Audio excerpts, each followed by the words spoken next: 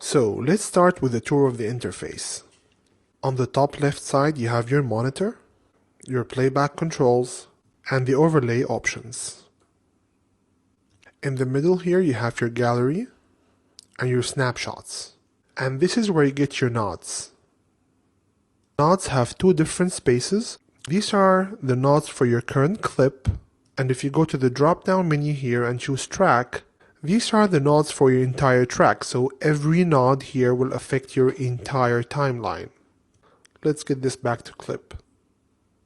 This is your timeline where every single clip of your timeline is displayed as an image, and they all have the same thumbnail size regardless of the length of this particular clip and the timeline.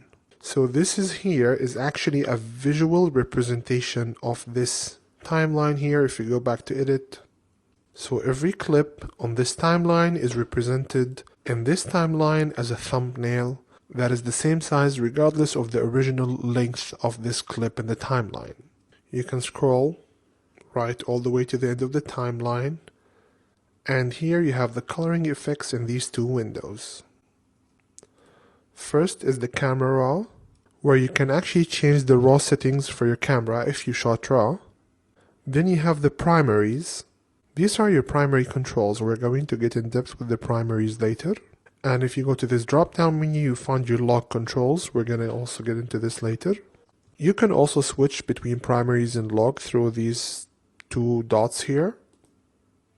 And here you have also the same primaries, just displayed in a different way. So these controls here are basically the same controls that you find under primaries. So whatever I change here will be reflected here and vice versa. Then you have the RGB mixer, and then the motion effects. The motion effects are one of the effects that does not work unless you have the full version of Resolve. And this is where you get your curves control. You have 6 types of curves in Resolve.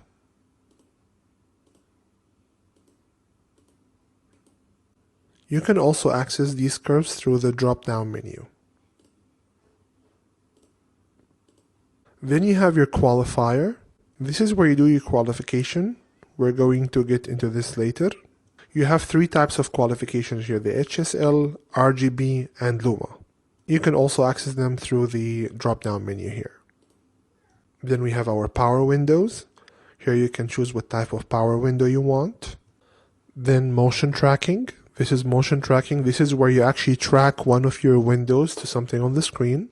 And then the blur effects, which are blur, sharpen, and mist.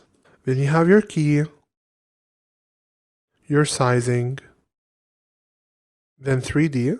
We don't have a 3D file now, and it doesn't work on the light version of Resolve. And this is where you do your data burn-in. And you can choose to burn your data into the project or clip. And this is the keyframe window. This is where you change your effects over time. We're going to get into that later. There are 2 more windows here that are hidden. First, we have our scopes. If we come to the monitor, right-click and show scopes. This is where we have our scopes. We have the waveform, parade, vector scope, and histogram. And we have the lightbox view. If we come here and click on this, this is called the lightbox view, where we can actually see all of our clips side by side in order to determine if the flow of color was right from the beginning of the film to the end. We can change the size of these thumbnails to see more of it.